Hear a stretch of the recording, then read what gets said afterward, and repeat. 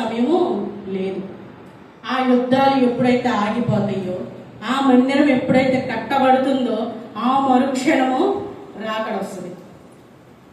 చనిపోయావా, దేవుని నమ్ముకొని చనిపోయావా, సేఫ్ జోన్లో ఉన్నట్టే. దేవుని నమ్మ లేకుండా నువ్వు బతికున్నావా, చనిపోయినా వేస్ట్. అది బతికున్నా ప్రయోజనం లేదు. పూర్తిగా ప్రతి ఒక్క మాటకి లోబడాలి. లోబడకపోతే లోబడనల్లని ప్రజలారా పూర్తి చేయండి అన్నమాట. ఏమొస్తాయంట? శ్రమ వస్తుంది.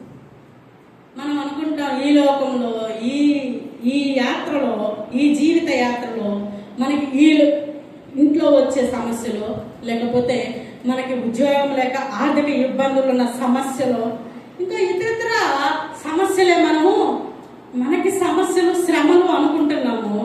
ఈ శ్రమలు విడిచిపెట్టి దేవుణ్ణి కూడా విడిచిపెడితే మనకి ఎటువంటి శ్రమలు వస్తాయి?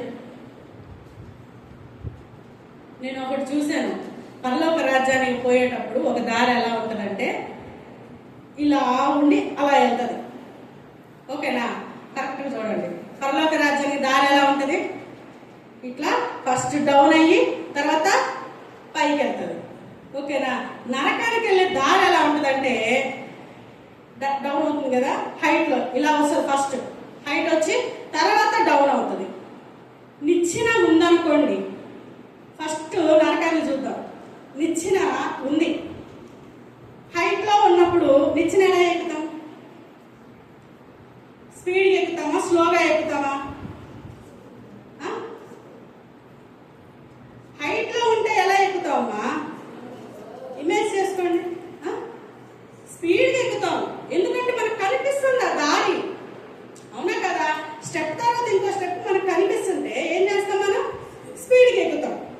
ఆ తర్వాత డౌన్కి వచ్చింది, ఏం చేస్తాం? కనిపించట్లా, ల్యాండ్ స్టెప్ మనకు కనిపించట్లా, ఏం చేస్తాం? స్లోగా వెళ్ళిపోతాం. ఏంటది? ఏం చెప్పాను? నరకం. పరలోకాన్ని చూద్దాం. ఫస్ట్ ఏమంటుంది? స్లోగా నడవాలి, కనపడుతుంది. తర్వాత హైట్ వస్తుంది, అప్పుడు వెళ్ళిపోతాం. శ్రమలు కూడా అంతే. నువ్వు పరలోకానికి పోవాలంటే కష్టపడాలి, శ్రమ పడాలి, స్లోగా నడవాలి, నీ జీవితాన్ని దేవునికి దగ్గరగా చేసుకోవాలి. నీకు ఆ స్టెప్ కనపడాలంటే నీ చూపు ఆ స్టెప్కి దగ్గరగా పోవాలి. అవునా? నీకు నిచ్చెన కనపడాలంటే నీ చూపు ఎలా అయితే పోవాలో, నీవు దేవునికి దగ్గరగా పోవాలంటే నీ హృదయం కూడా దేవునికి దగ్గరగా పోవాలి. అలా పోని పక్షంలో ఎక్కడ ఉంటాం? మనము భూమి మీదే విడవబడతాం. అప్పుడు ఏంటంట? ఫీల్ చేసుకోండి మీరే. అయితే 5 జంతువులు బైబిల్లో ఉన్నాయి. అవి అంటే కాలక్రమంలో, అంటే ఈ బైబిల్ రాసేటప్పుడు కొన్ని తీసేయడం జరుగుతుంది. అది అంతమైపోవడం వల్ల. ఇప్పుడు మనకు పిచ్చుకలు కనిపిస్తున్నాయా? పిచ్చుకలు మనం ఉన్న అంటే మన జనరేషన్లో ఉన్నాయి, మన పిల్లల జనరేషన్లోకి వచ్చినాయి. అవి కనుమరుగైపోయాయి. రేడియేషన్ ప్రాబ్లం, అది సంథింగ్ ఏ ప్రాబ్లం వల్ల అవి కనుమరుగైపోయాయి. అలాగే ఇవి కూడా కనుమరుగైపోయినవి. ఇప్పుడు లేవియాతాను ఎందుకు బయటకు వచ్చింది? ఇది ఒక రాకడికి గుర్తేనా కాదా? హల్లెలూయా. తలలెత్తాలి. తల కిందకు పోయిందా, నడుము గోడ పనుకుందా, మనం ఎక్కడికి వెళ్ళిపోతాం? హైట్కి వెళ్ళిపోతాం. ఒక నిచ్చిన హైట్ గుర్తు చేసుకోండి. హైట్ అంటే ఫస్ట్ హైట్ వస్తే మనకేమొచ్చింది? అర్థం కావట్లేదు నేను చెప్పేది. అర్థం కాని చెప్పలేదు. ఓకే, అర్థం అవుతుంది కదా? మరి హైట్ మనము నరకానికి వెళ్తాం. నిద్రలో దయచేసి వెళ్ళద్దు. 10-15 నిమిషాలు త్వరగానే దేవుని వాక్యం మనం ముగించుకుందాం. ఆ 5 జంతువుల పేర్లు చెప్తాను, ఒకసారి చూసుకోండి. మొదటి దాని పేరు పోయిన గత వారంలో మన పాస్టర్ గారు చెప్పారు. ఏంటి దాని పేరు? లేవియాతాను.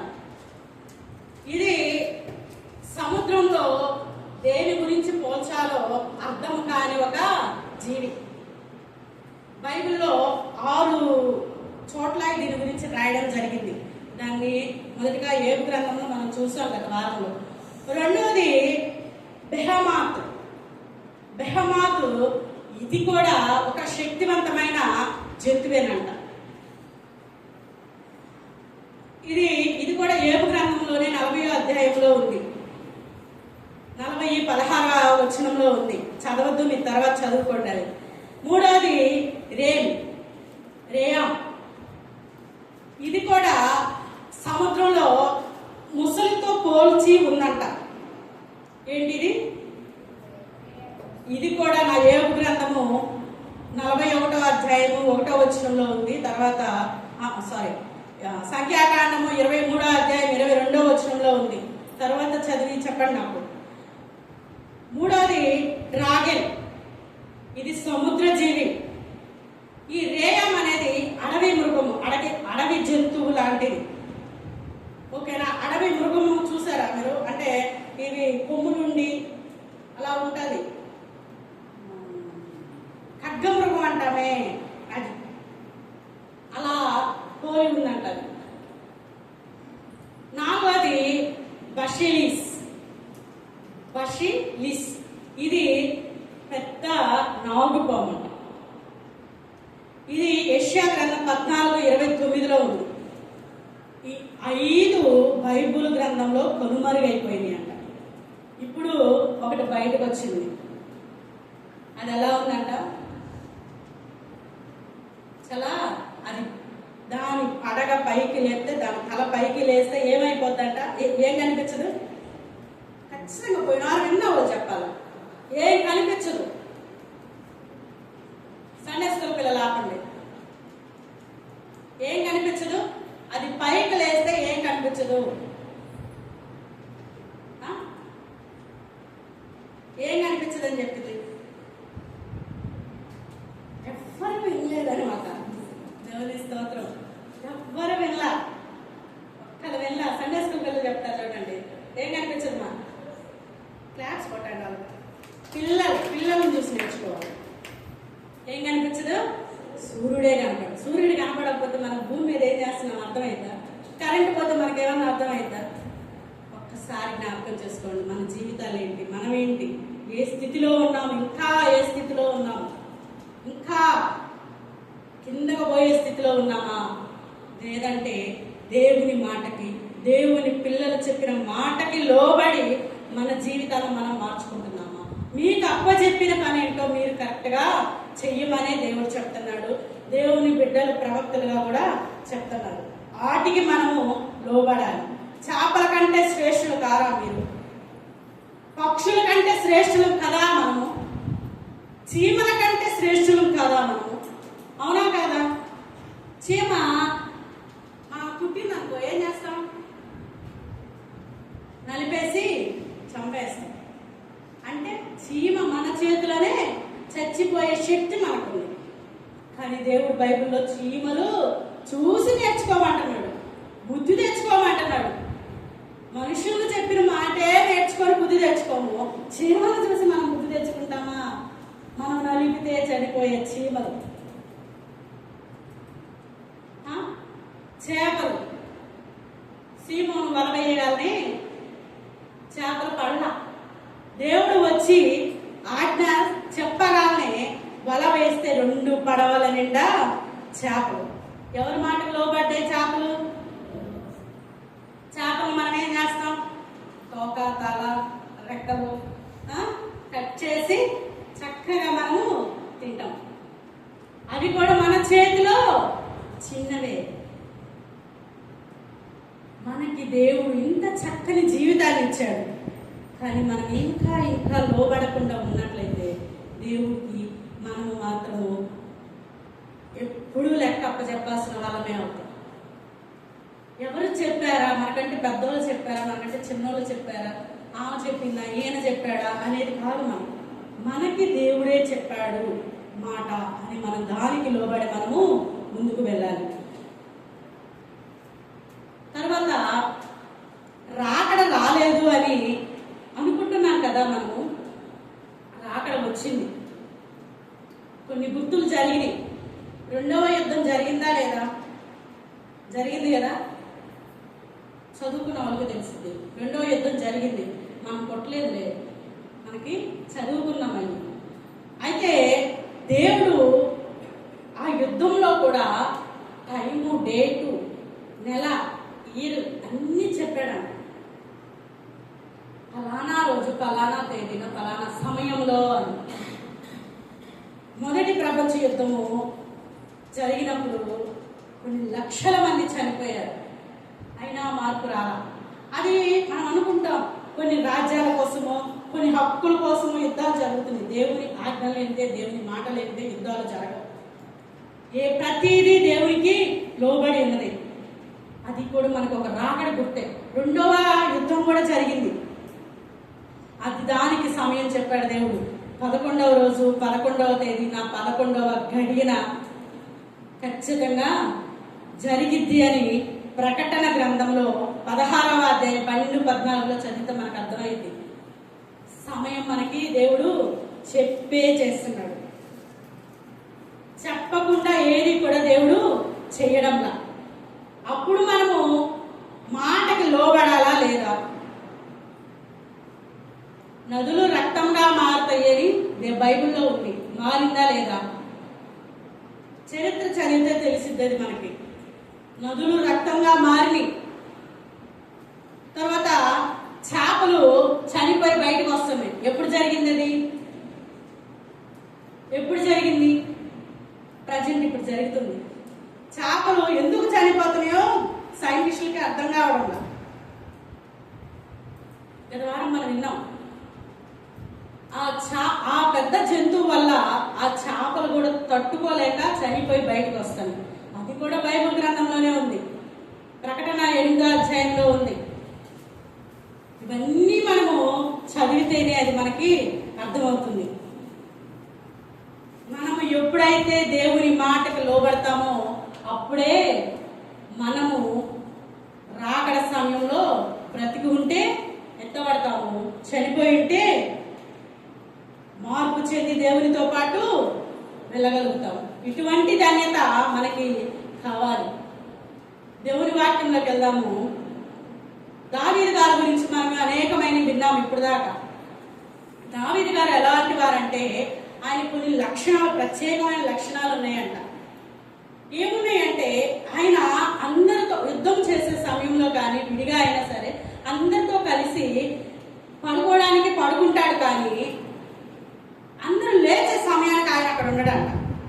ఆయన చేయాల్సిన పని ఏంటో దాన్ని గుర్తు పెట్టుకొని సమయానికి వెళ్ళిపోతాడంట. కానీ మనము ఆయన గురించి అనేకమైన వింటా ఉన్నాం. ఆయన హిస్టరీ గురించి విన్నాం, ఆయన గురించి విన్నాం, ఆయన కొడుకుల గురించి విన్నాం. ఆయన అందరితో పాటు చేయడు, అందుకే ఆయన్ని చంపడానికి కూడా ఎవరి వల్ల కాలేదు. రెండోది, ఆయన పరిగెత్తితే ఎవ్వరు కూడా ఆయన్ని పట్టుకోలేదు. ఆయనే తన మేనల్లుడు గురించి ఒకసారి సాక్ష్యం ఇచ్చాడు. నేను చెప్పుకున్నాను ఆ వాక్యం. ఎవరు ఆయన మేనల్లుడు? ఆషాహేలు. ఆయన పరిగెత్తినంతగా ఎవరూ పరిగెత్తలేదని దానియేలు గారే సాక్ష్యం ఇచ్చారు. కానీ ఆయనకు ట్రైనింగ్ ఇచ్చింది ఎవరు? మేనమామే కదా. అంతటి పరుగు తీస్తాడంట ఆయన. అందుకే అన్ని యుద్ధాలు ఆయన చేయడం జరిగింది. అయితే ఆయనకి పరిచర్యలుగా, ఆయనకి యుద్ధ వీరులుగా, యోధులుగా ఆయన ఒక 37 మందిని సిద్ధం చేసుకున్నాడు. బైబిల్లో కొన్ని చోట్ల 30 మందే ఉంది, కొన్ని చోట్ల ఆ రిమైనింగ్ 7 మెంబర్స్ మనకు కనబడతారు. ఒక చోట మాత్రమే 30 మంది ఉన్నారు, వరుసగా పేర్లు ఉన్నాయి. అవి ఆ 37 మందిలో ఒకసారి యుద్ధము జరుగుతుంది. ఇశ్రాయేలు దేశం మీదకి యుద్ధం వస్తుంది. యుద్ధం వస్తున్న సమయంలో 37 మంది వచ్చి చంపుతారు అని చెప్పేసి భయపడి దావీదు గారి కోసము ఉన్నారంట. ఆయన ఒక యోధుడుగా దానియేలు గారు ప్రకటించారు బైబిల్ గ్రంథంలో. ఆయన పేరే షమ్మా. ఆయన గురించి మనం ఈరోజు తెలుసుకుందాం. యోధులు అంటే ఎవరు? యోధుడు అంటే అర్థం ఏంటి? యూదులు కాదు, యోధులు. అర్థం ఏంటి? ధైర్యవంతులు, పరాక్రమశాలులు. అంతటి ధైర్యం ఉన్నది కాబట్టే అంత యుద్ధం వచ్చి వీళ్ళు చనిపోతారు అని భయపడి అందరూ పారిపోయిన ఈ షమ్మా, రిమైనింగ్ 2 మెంబర్స్ ఉన్నారు, 2 ఉన్నారు. ఈ ముగ్గురు దానియేలు గారి కోసము కనిపెట్టుకొని ఉన్నారు. ఆ యుద్ధం వచ్చిన సమయంలో దానియేలు గారు బెత్లెహేం ఆయన స్వగ్రహం, బెత్లెహేంలో ఒక బావి నీళ్లు నాకు కావాలి అని అడిగినప్పుడు ఈ షమ్మా రిమైనింగ్ 2 కలిసి ఆ యుద్ధము చేస్తూ వాళ్ళందరినీ దాటుకుంటా ఆ బెత్లెహేంలోకి వెళ్ళి ఆ బావి నీరు తెచ్చి దానియేలు గారికి ఇచ్చారు. ఎవరి మాటకు లోబడ్డారు వాళ్ళు? ఎవరి మాటకు లోబడ్డారు? ఆయన యజమానుడైన దానియేలు గారి కోసం ఆయన చెప్పిన మాటకు లోబడ్డారు. ఏటయ్యా, మా ఎదురుగా యుద్ధం కనబడుతుంది, మా ఎదురుగా మాకంటే శక్తిమంతులు కనబడుతున్నారు, మేము దాటుకొని పోయి నీళ్లు తెస్తే మేము బతికుంటామా అని ఎదురు తిరిగి ఒక మాట అనలేదు. మాకు కష్టంగా ఉంది, మేమంతా ఎట్లా పరిగెత్తగానో ఏం చేయగలమని ఒక్క మాట అనలేదు. ఆయన మాటకి లోబడి వాళ్ళు వెళ్ళి నీళ్లు తీసుకొచ్చి ఆయన చేతికి ఇవ్వడం జరిగింది. మనము మన సంఘ కాపరి మాట మనము లోబడుతున్నామా? మన సంఘంలో ఏ మాట చెప్పినా దానికి మనం లోబడుతున్నామా? లోబడకపోతే మన గురించి ఎవరు చెప్పాలి? ఎవరు చెప్తారు? ఎవరన్నా చెప్తారా? మరి ఎందుకు ఇక మన జీవితాలు ఎందుకు? మనమంటూ గుర్తింపు లేని చోట మనం ఉండం. అవునా? నిజమా కాదా? అటువంటి మనస్తత్వాలు మన అందరమే. నాకు లేదు అన్న వాళ్ళు ఎవరో చేతులు ఎత్తండి. నాకు గుర్తింపు రాకపోయినా పర్వాలా, నేను అక్కడే ఉంటా అన్న వాళ్ళు ఎవరో చేతులు ఎత్తండి. నేను స్థిరంగా ఉంటా, అసలు కదలను అన్న వాళ్ళు ఒకరు చేతులు ఎత్తండి. ఉండవు. మన ఇగో హట్ అయిపోద్ది. మనం అస్సలాగం. మనకి పేరు కావాలి, మనకు గుర్తింపు రావాలి. ఇద్దరిలో ఒక్కరినైనా మనల్ని గుర్తించాలి, ఐడెంటిఫై చేయాలి, లేకపోతే మనం ఉండం. అటువంటి జీవితాలు మనం లోబడాలంటే మన వల్ల కాని పని. మన ఇంట్లో పేరెంట్స్కే మన మాటకి లోబడం. మన తల్లిదండ్రుల మాటకి ఎవరన్నా లోబడ్డారా? ఒక్క మాట కన్నా మనం లోబడుతున్నామా? లోబడితే మన జీవితాలు ఎలా ఉండవు. మనము పేరెంట్స్ మాట వినకపోయినా ఈ లోకంలో కొన్ని కష్టాలు పెడతారు. మహాయితో ఒక పూట అన్నం పెట్టరు, కొడతారు, అయిపోద్ది. ఆత్మీయ తల్లి మాట వినకపోయినా ఈ లోకంలో మనకి జరగాల్సిన పనులు కొన్ని జరగవు, అయిపోద్ది. కానీ దేవుని మాట వినకపోతే డౌను అప్పు ఇచ్చిన అదే మన పరిస్థితి. అటువంటి స్థితిలోకి మనం రాకూడదనే దేవుడు ఏం చెప్తున్నాడు? లోబడమంటున్నాడు. షమ్మా తన యజమానుడికి లోబడి తనకు పెట్టిన పేరుని సార్థకం చేసుకున్నాడు. అందుకే దేవుడు వారిలో ఉండి వాళ్ళలో కార్యాలు చేయడం జరిగింది. దేవుడు మనలో లేకపోతే, దేవుడు మన జీవితంలో మన కుటుంబాల్లో లేకపోతే మన జీవితాలు ఎలా ఉంటాయో తెలుసా? శిలోహు మందిరాన్ని దేవుడు ఒకసారి చూసి అసహించుకొని విడిచిపెట్టి వెళ్ళిపోయాడు. ఒకసారి తెలుసు కదా ఆ స్టోరీ మీకు. వెళ్ళిపోతే ఆ శిలోహు మందిరాన్ని విడిచిపెట్టి వెళ్ళిపోయిన తర్వాత ఏలియా తన కుమారుడు యుద్ధానికి పోయినప్పుడు ఇద్దరు చనిపోతారని ఏలియా కోడలికి సమాచారం వచ్చిన వెంటనే బిడ్డను కానీ పేరు పెట్టి చనిపోతారు. బిడ్డను కూడా చూడలేదు.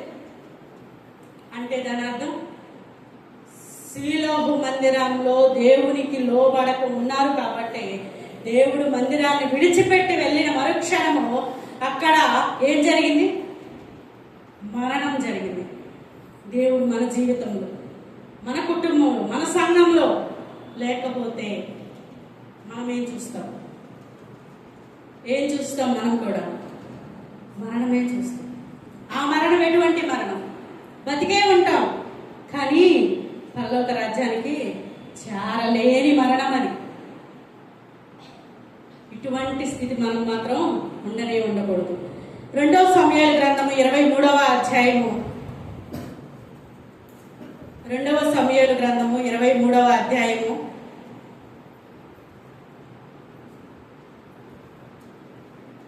8వ వచనం నుంచి చదువుకుందాం.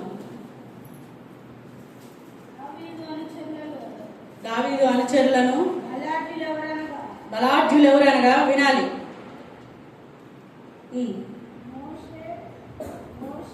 ఆ పేర్లు కొంచెం కష్టంగానే ఉంటాయి, మార్కులు తిరగ.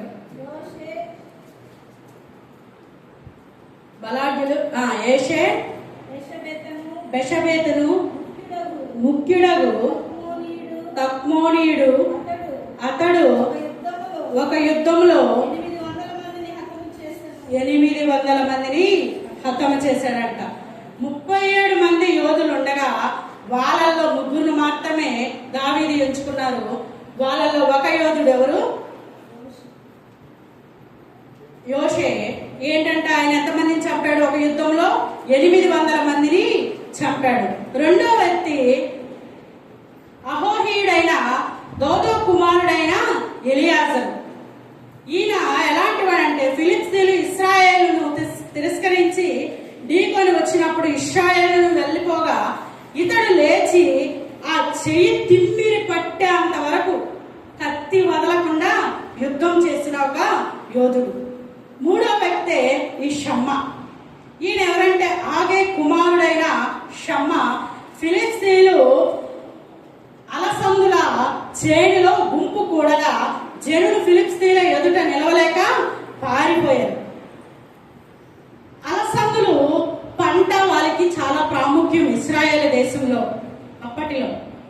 ఆ అలసందుల చేనులోకి ఈ ఫిలిష్తీయులు యుద్ధానికి వచ్చారు. అలసందుల చేనుని ఆక్రమించారు. ఆక్రమిస్తే దాన్ని ఫిలిష్తీయులు చంపేసి విడుదల చేసుకోవాల్సిన బాధ్యత ఎవరి మీద ఉంది? ఆ బాధ్యత? ఈ యోధుల మీద, 37 మంది మీద ఉంది. దావీదు గారి రాజ్యంలో ఆ అలసందుల చేనులో ఆ ఆక్రమించుకున్న వాళ్ళ దగ్గర నుంచి విడిపించుకునే బాధ్యత ఈ 37 మంది దగ్గర ఉంటే 37 మంది ఆ ఫిలిష్తీయులను చూసి భయపడి పారిపోతే ఈ షమ్మ ఒక్కరే నిలబడి ఆ యుద్ధాన్ని ఛేదించి ఆయనకు కావాల్సినది తీసుకొచ్చి ఇచ్చాడు. షమ్మ అంటే అర్థం ఏంటి? మనం పాటలు పాడుతూ ఉంటాం. యెహోవా షమ్మ అంటే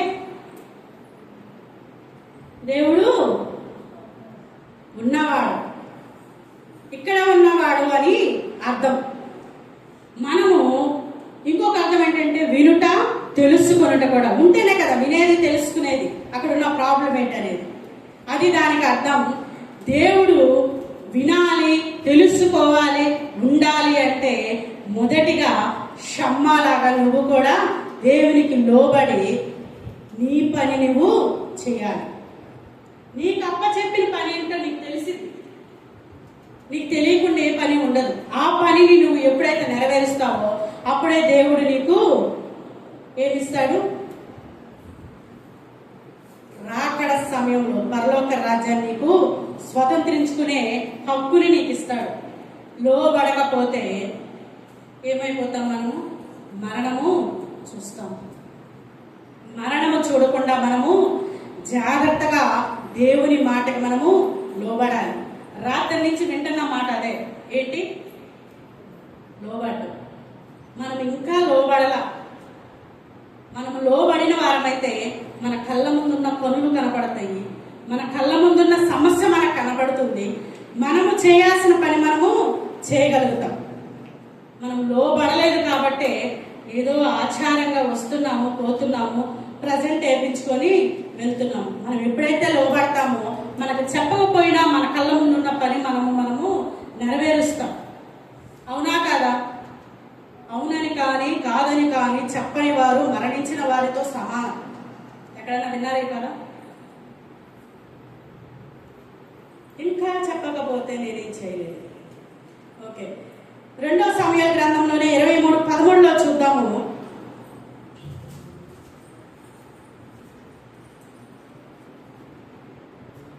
మరియు 30 మంది అధిపతులలో శ్రేష్ఠులైన 3 కోతకాలమున అదుల్లాము గుహల్లోనున్న దావీదు నొద్దకు వచ్చినప్పుడు ఫిలిష్తీయులు రెఫాయిము లోయలో దండు దిగి ఉండిరి. చూడండి, వాళ్ళు ఉన్న చోటలో దండు దిగి ఉన్నారు. అప్పుడే దావీదు గారు అంటారు, బెత్లెహేంలోకి వెళ్ళి నాకు నీరు తీసుకుని రండి, నీళ్లు తాగాలి నేను అని. అంతమంది దండు ఉంటే వెళ్ళి నీళ్లు తీసుకురావడం సాధ్యమేనా? సాధ్యమేనా? దండు అంటే ఏందని క్వశ్చన్ చూస్తున్నారు నన్ను. యుద్ధం చేయడానికి జనం వచ్చారు. అంతమంది జనం యుద్ధం చేయడానికి వచ్చినప్పుడు వాళ్ళని దాటుకొని అడ్డంగా ఉంటే మనం దాటుకొని వెళ్ళి మనం ఆయన చెప్పిన పని చేయగలమా? అదే మన సంఘంలో ఒక మాట చెప్తే మనం ఏం చేస్తాం? అబ్బో, ఇది మన వల్ల పని అయ్యేది కాదులే, ఉన్న వాళ్ళు చూసుకుంటారులే అని అందరం వెళ్ళిపోతాం. ఉండేది ఎవరు? ఇంకా చెప్పినా హాస్పిటల్ తప్ప ఎవరు ఉండరు. అవునా? అప్పుడు మనము దేవుడి రాకడికి ఏ రకంగా వెళ్ళగలం? అప్పుడు దేవుడి మాటకి మనం ఎలా లోబడి మనం అవుతాం? లోబడకుండా, మనం చెప్పిన మాట వినకుండా మన ఇష్టానుసారంగా మనం జీవిస్తే మరణమే మనకి శరణం. ఖచ్చితంగా మరణం వస్తుంది. ఆ మరణంలో మనము నరకాన్ని చక్కగా మనం కొనుక్కొని మరి తెచ్చుకున్న వారం అవుతాం.